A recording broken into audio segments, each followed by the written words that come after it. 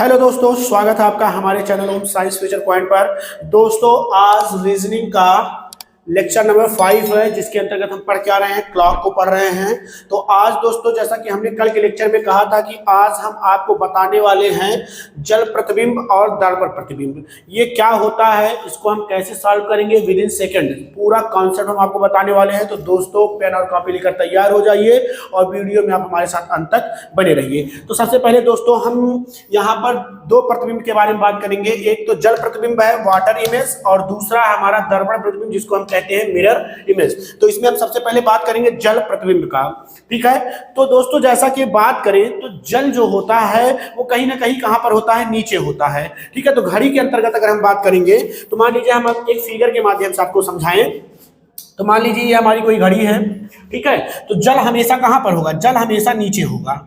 ठीक है, तो इस कंडीशन में पूछेगा, जैसे मान लीजिए इसमें जो है ये 12 है, ये हमारा 3, यहाँ पर 6, ये हमारा 9 हमारा, और मान लीजिए कुछ ऐसे दे दिया कि 3:30 हो रहा है। तो बताइए कि इसका वाटर इमेज क्या होगा, मतलब कि जो है वाटर में जल प्रतिबिंब इसका क्या बनेगा, अर्थात जल में वह समय क्या दिखाई देगा। तो दोस्तों, सबसे पहली बात तो ये हम बताना चाहेंगे कि जैसे मान लीजिए 3:30 लिखा गया है। ठीक है, तो 3:30 लिखा गया है, तो इस नंबर का जो है हमसे जो है जल प्रतिबिंब नहीं पूछा जाएगा, हमें डिजिटल वॉच का नहीं, ये जो रीजनिंग के अंतर्गत प्रश्न पूछा जाएगा वो एनालॉग, मतलब जो कांटा वाली घड़ी होती है, कांटा वाली एनालॉग वॉच के पे प्रश्न आधारित पूछा जाएगा। डिजिटल वॉच का नहीं पूछा जाएगा कि मतलब कि 3:30 दे दिया और आपसे कह दिया बताइए ये उसमें दर्पण में क्या जल में क्या दिखाई देगा, तो ये प्रश्न नहीं रहेगा। ये एनालॉग वॉच के लिए है, कांटा वाली सुई के लिए होगा। ठीक है दोस्तों, तो ये किस पे आधारित होगा, एनालॉग वॉच पे। एनालॉग वॉच अर्थात हम कह सकते हैं कांटा वाली सुई, कांटा वाली घड़ी जो होगी उस पे आधारित इससे प्रश्न हमसे पूछा जाएगा। तो दोस्तों, जैसा कि देखिए हमने लिखा है जल प्रतिबिंब में जल कहीं नीचे होता है, तो ऊपर का फिगर, अर्थात ये घड़ी ऊपर होगी तो ऊपर का फिगर नीचे की तरफ पलट जाता है। ठीक है, तो दोस्तों यहां पर हम आपको एक नंबर बताने वाले हैं, एक टाइम बताने वाले हैं, जिस भी समय की बात करेगा, जैसे कोई भी समय दे दिया, मान लीजिए आपसे कह दिया, यही कह दिया 3:30 का बताइए जल प्रतिबिंब क्या होगा, तो आपको करना क्या होगा, बस उसी समय में से उसे आपको क्या कर देना होगा, माइनस कर देना होगा। ठीक है दोस्तों, तो चलिए दोस्तों, यहां पर हम वो समय बता देते हैं जिसमें से आपको घटाना होगा। देखिए दोस्तों, जो भी समय आपको दिया रहेगा, जिस समय का जल प्रतिबिंब पूछेगा, तो हम लिख दे रहे हैं यहां पर कि दिए गए समय को, दिए गए समय का जल प्रतिबिंब ज्ञात करने के लिए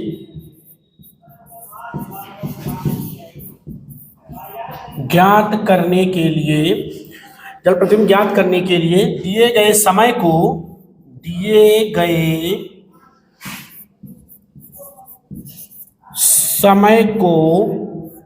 18:30। ये दोस्तों ऐसे लिखते हैं ना समय को, जैसे आप डिजिटल वॉच लगाते होंगे तो डिजिटल वॉच में समय इसी तरीके से दिखाई देता है ना। तो ये 18:30 अर्थात 24 घंटे वाली घड़ी में देखिए, तो 24 घंटे वाली घड़ी में 18:30 दिखाता है। या आप किसी रेलवे स्टेशन पर गए होंगे तो वहां पर देखा होगा कि वहां पर जो समय चलता है वो 24 घंटे वाली घड़ी के हिसाब से चलता है। तो 18:30 अर्थात 12 से कितना आगे है, 6 आगे है, अर्थात इसको हम क्या कहेंगे, 6:30 बज रहा है या 6:30 हो रहा है। ठीक है दोस्तों, तो कोई भी समय दिया होगा आपको, बस इसी समय में से जैसे ही आप उस समय को घटाएंगे, बस तुरंत ही आपका जल प्रतिबिंब मिल जाएगा। तो हमने क्या कहा, दिए गए समय का जल प्रतिबिंब ज्ञात करने के लिए दिए गए समय को 18:30 में से घटा देंगे। ठीक है, अर्थात सब्ट्रैक्ट कर देंगे। एक चीज और बताना चाहेंगे दोस्तों, जैसे मान लीजिए ये क्या है, ये 18 क्या है हमारा, ये घंटा होगा, और 30 क्या होगा, ये हमारा मिनट होगा। इन केस कभी कभी ऐसा हो सकता है कि जैसे मान लीजिए मिनट दिया गया हो, 30 से ज्यादा दिया गया हो, जैसे ये 3:30 है, चलिए तब ठीक है। लेकिन अगर मान लीजिए दे दिया जाए 3:45, क्या दे दिया जाए, कह दिया जाए कि 3:45 का बताइए जो है जल प्रतिबिंब क्या होगा। तो अब अगर हम घटाएंगे, जैसे 18:30 30 मिनट में से हम घटाएंगे 3:45। तो अब देखिए यहाँ पर 45 जो है वो 30 से ज्यादा है, तो इसके लिए आप क्या करेंगे, 18 से 1 घंटा लेकर किसको दे देंगे, 30 को दे देंगे। तो हम जानते हैं और आप भी जानते होंगे कि 1 घंटे में 1 घंटा जो होता है वो बराबर होता है कितने, 60 मिनट के।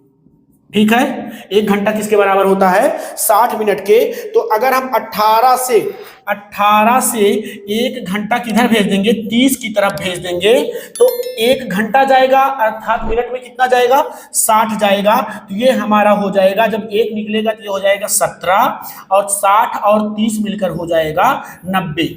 तो इस समय को भी याद रखिएगा, यदि मिनट 30 से कम होगा तो 18 30 में से घटाइएगा, यदि मिनट 3 से ज्यादा होगा तो आप 17 90 में से घटाइएगा। जैसे ही आप घटाएंगे तुरंत ही आपको जो है जल प्रतिबिंब मिल जाएगा। चलिए उदाहरण लेते हैं और समझाते हैं आपको। तो दोस्तों देखिए, हमने यहाँ पर एक समय लिया, 11:20 का जल प्रतिबिंब क्या होगा। ठीक है, जैसे कि देखिए घड़ी में दिखाया हमने 11:20 हो रहा है, और ये देखिए हमने क्या बताया, जल हमेशा नीचे होता है कहीं ना कहीं, तो इसके बाद इसका प्रतिबिंब यहाँ पर क्या बनेगा। ठीक है दोस्तों, तो अब देखिए यहाँ पर हमने क्या बताया, कौन सा समय बताया था, 18:30। आप क्या करिए, 18:30 में से जो है 11:20 को घटा दीजिए। ठीक, देखिए 10 में से 30 में से 10 20 निकालेंगे आ जाएगा 10, और 18 में से 11 निकालेंगे तो आ जाएगा 7, अर्थात कितना जो है दिखाई देगा, 7:10 दिखाई देगा। तो आपसे फिगर उगर बनाने के लिए नहीं कहा जाएगा, सीधे यही कहा जाएगा प्रतिबिंब क्या बनेगा। तो आप क्या करिएगा, सीधे जो है माइनस करिएगा, तो इसका जो आंसर हो जाएगा यही इसका फाइनल उत्तर हो जाएगा। अच्छा दोस्तों, जैसा कि हमने कहा कि अगर मिनट जो है 30 से ज्यादा हो, जैसे कि मान लीजिए हम यहाँ पर ले रहे हैं 11:45 ले रहे हैं। हमने कहा 11:45 का बताइए कि जो है जल प्रतिबिंब क्या होगा, जल प्रतिबिंब क्या होगा। ठीक है, तो क्या करेंगे, अब जैसा कि हमने बताया कि 45 जो है वो 30 से ज्यादा है, तो हम क्या करेंगे, किसमें से घटाएंगे, 17:90 से घटाएंगे। 17:90 कैसे आया, मैंने इसको एक्सप्लेन किया था कि 18:30 से 1 घंटा जब आप मिनट की तरफ भेजेंगे तो घंटा किसमें परिवर्तित हो जाएगा, मिनट में परिवर्तित हो जाएगा, और 1 घंटे में होता है 60 मिनट। तो जब मिनट को देंगे तो 30 और 60 मिलकर कितना हो जाएगा, 90, अर्थात ये कम हो जाएगा 1, तो ये हो जाएगा 17 और ये हो जाएगा हमारा 90। तो इसमें से घटाइए, तो देखिए 11:45 हम माइनस करेंगे तो यहाँ पर आ जाएगा 45, और यहाँ पर 7 में से 1 गए 8, सॉरी 7 में से 1 गए दोस्तों, प्लस कर दिया मिस्टेक से, 7 में से 1 जाएगा तो आ जाएगा 6, और यहाँ पर कैंसिल, अर्थात कितना दिखाई देगा, 6:45 दिखाई देगा। तो चलिए दोस्तों और कुछ प्रश्न लेते हैं। तो देखिए, एक जल प्रतिबिंब में एक छोटी सी बात छूट रही थी जो कि है बहुत महत्वपूर्ण, वो हम आपको बता देना चाहते हैं। जैसे हमने कहा कि जल कहाँ पर होगा, हमेशा जो है जल नीचे होगा, दर्पण बगल में होता है। जैसे मान लीजिए दर्पण को हमेशा हम साइड में रखते हैं, ठीक है, क्योंकि दर्पण को हवा में रखा जा सकता है किसी माध्यम से जो है, लेकिन जल का नेचर क्या होता है, प्रवृत्ति क्या होता है, बहने का। ठीक है, तो उसे हम इस तरीके से नहीं रख सकते, इसीलिए हमने क्या बताया था कि जल कहीं ना कहीं नीचे होगा। लेकिन मिरर को हम जल की तरीके से रख सकते हैं। अगर हमने मान लीजिए कि ये हमने एक घड़ी बनाई और हमने यहाँ पर इस बार क्या कह दिया कि ये हमारा जो है दर्पण है, ठीक है, दर्पण है, तो इस कंडीशन में दर्पण जो है वो जल की तरीके से व्यवहार करेगा, अर्थात घटाने वाला जो समय होगा वो 18:30 ही होगा। ठीक है, तो यही हम यहाँ पर महत्वपूर्ण तथ्य के रूप में बताना चाहते थे कि यदि दर्पण को जल की तरह कहीं नीचे रख दिया जाए, कहीं नीचे रख दिया जाए तो दर्पण जल की तरह व्यवहार करेगा। तब घटाने वाला समय जो होगा वो 18:30 ही होगा, क्योंकि अभी हमने बताया जल प्रतिबिंब में से 2 ही बताए हमने, एक कहा या तो 18:30 से घटाइए या फिर हमने कहा कि 17:90 से घटाइए। यही दोनों कॉन्सेप्ट काम करेंगे। अब जैसे मान लीजिए कि यहाँ पर हमने कहा कि जो है, मान लीजिए हमने यहाँ पर समय दिया कि हो रहा 8:20। कितना हो रहा है? 8:20। इस घड़ी में 8:20 हो रहा है और हमने कहा बताइए कि उसका जो है प्रतिबिंब क्या होगा। लेकिन इस बार यहाँ पर दर्पण है तो जल की तरीके से व्यवहार करेगा, तो घटाएंगे किस में से? 18:30 में से जो है 8:20 को आप क्या करिए? माइनस कर देंगे। यहाँ पर आ जाएगा 10 और यहाँ पर भी आ जाएगा 10, अर्थात कितना समय दिखाएगा? 10:10 दिखाएगा। ठीक है दोस्तों, अब चलिए हम एक दो प्रश्न और ले लेते हैं इस पर।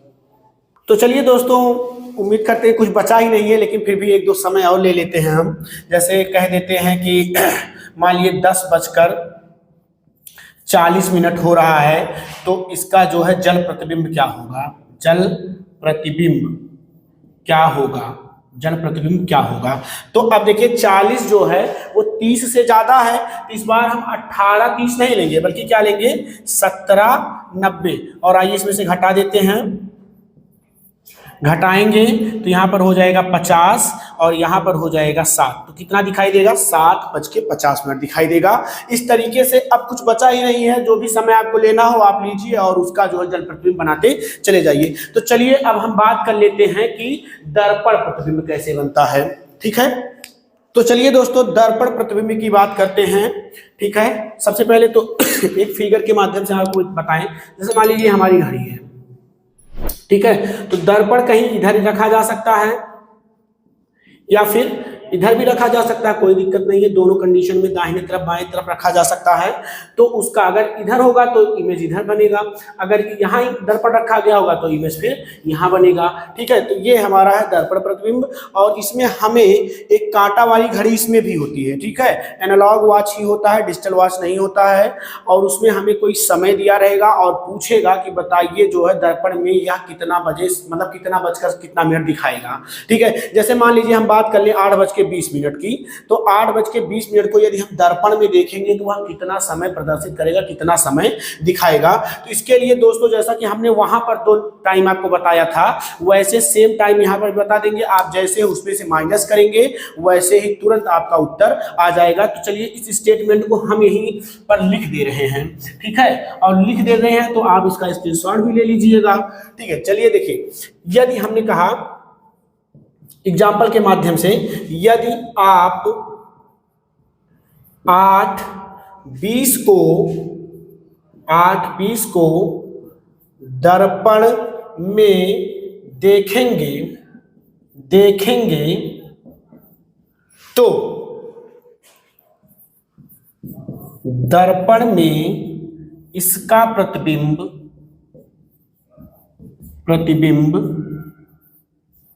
कैसा दिखाई देगा? दिखाई देगा। ठीक है, यही हमारा प्रश्न है। तो देखिए आपको करना क्या है, अब यहां पर देखिए इसका सॉल्यूशन है। इसके लिए आपको क्या करना होगा?